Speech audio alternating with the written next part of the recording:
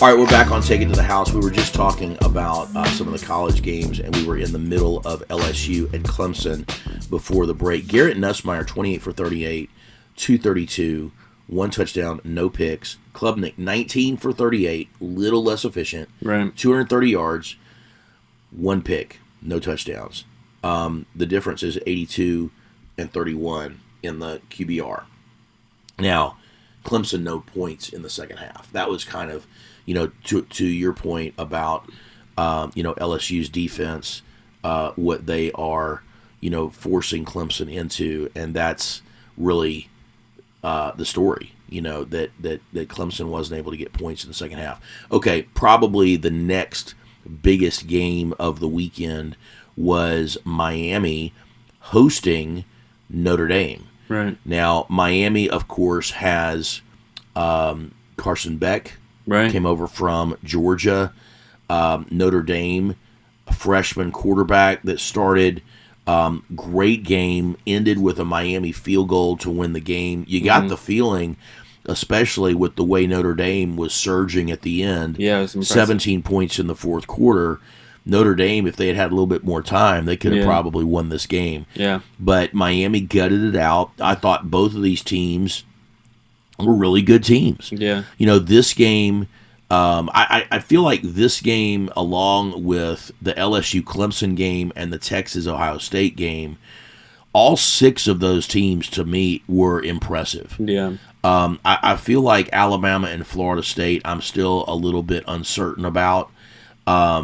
But, a lot of the football season, and you know this, Alex, just from experience, a lot of the football season is about how you respond to adversity, how much you improve as the year goes on. Yeah. Because so many teams are so different. Yeah. 4 weeks into the season, 8 weeks into the season, and by the end of the regular season. So, kudos to Miami. They get to 1-0. Really an upset, even though it's at home, I guess, because Notre Dame was 6th. Miami was 10th. Right. A couple of other games that I thought were notable, ranked opponents.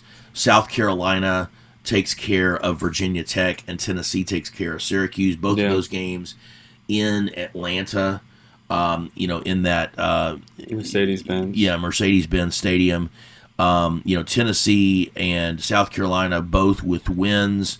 I wouldn't say overly impressive wins, but Syracuse and Virginia Tech are sort of those mid-range teams that you figure they're going to probably upset somebody ranked as the season goes on. Tennessee and South Carolina are definitely in that second tier, probably right now outside looking in on the playoff, but they both want to be at the playoff, and they both certainly are going to continue to try to improve their ranking. And then the other games were all pretty much games that were teams that got blown out by the ranked teams. A couple of exceptions. Texas A&M handled UTSA, but UTSA was kind of in the game, 42-24. Indiana, Old Dominion, 27-14. I don't know that Indiana is going to be back in the playoff this year, but those are ranked teams.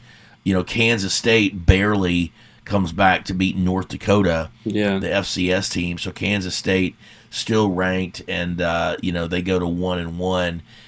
SMU rolls, Florida, Michigan, Arizona State, Oregon, Penn State, Georgia, Illinois, and then all of those teams just kind of blow everybody out. Even Vanderbilt, who's not ranked, they blew out Charleston Southern, as you would kind of hope they did. The biggest story with Vanderbilt was that Pavia's brothers were drunk and getting arrested. Oh, gosh.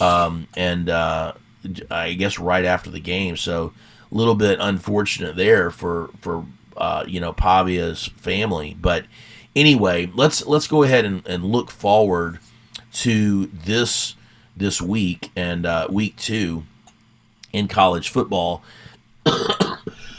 Excuse me. We've got, again, a lot of really good ranked teams against a lot of really bad teams, but a couple of the interesting matchups.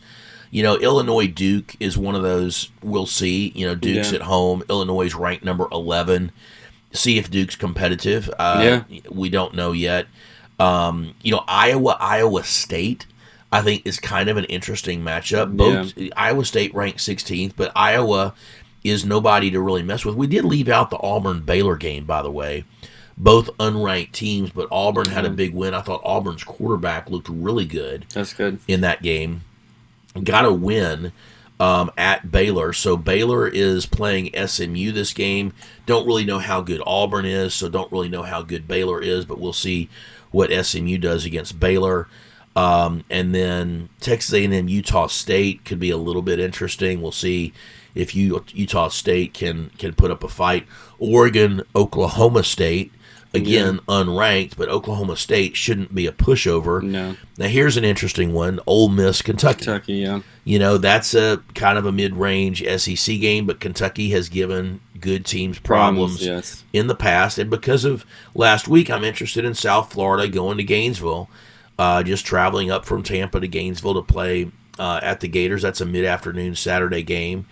And then, Arizona State comes to Mississippi State.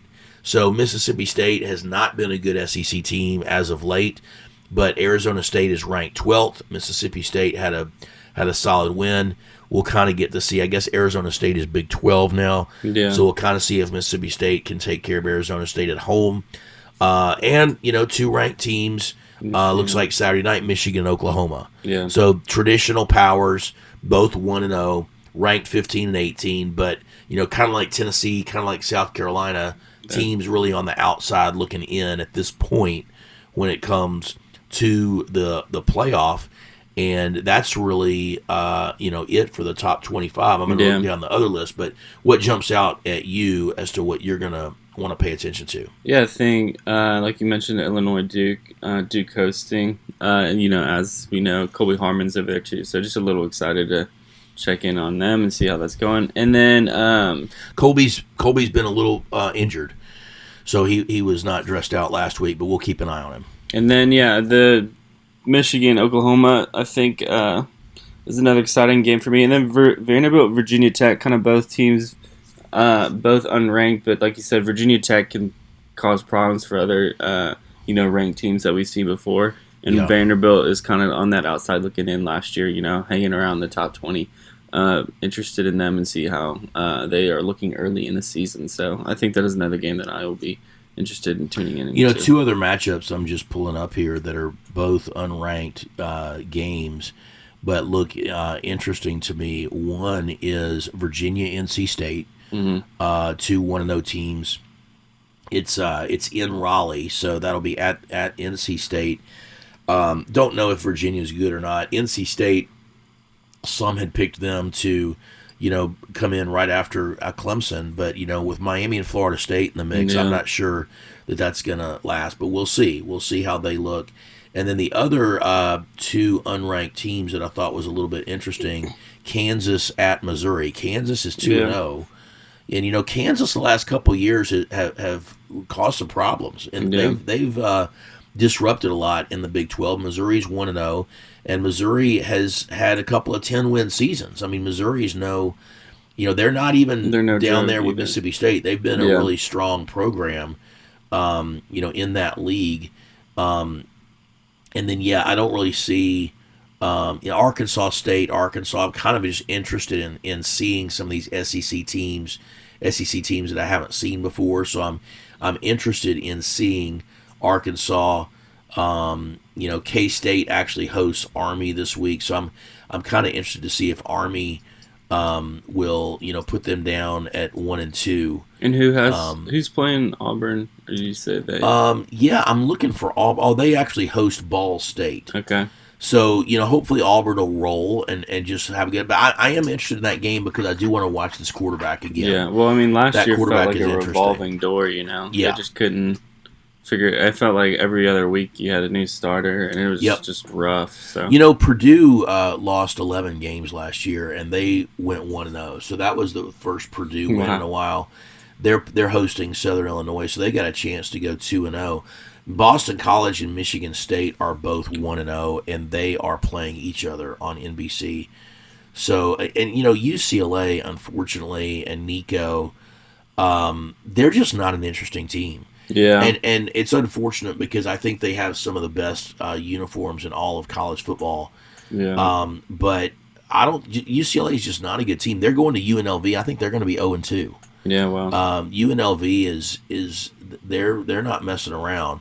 Washington State hosts San Diego State, 2 1-0 teams. BYU hosts Stanford. Stanford lost on a last-second field goal to Hawaii. We're keeping up with London Barones at Stanford, and then so Stanford may find themselves at 0-2. I think Stanford was picked to come in last in the ACC. Jeez. Anyway, so things aren't really looking up for Stanford. But all right, when we come back, we're going to dive into a little bit of the NFL. We've got our first game tonight, another game tomorrow night, and then a full slate on Sunday, and then a Monday Night Football game in the NFL. So week 1 of the NFL coming up, and we'll be right back on Take It to the House.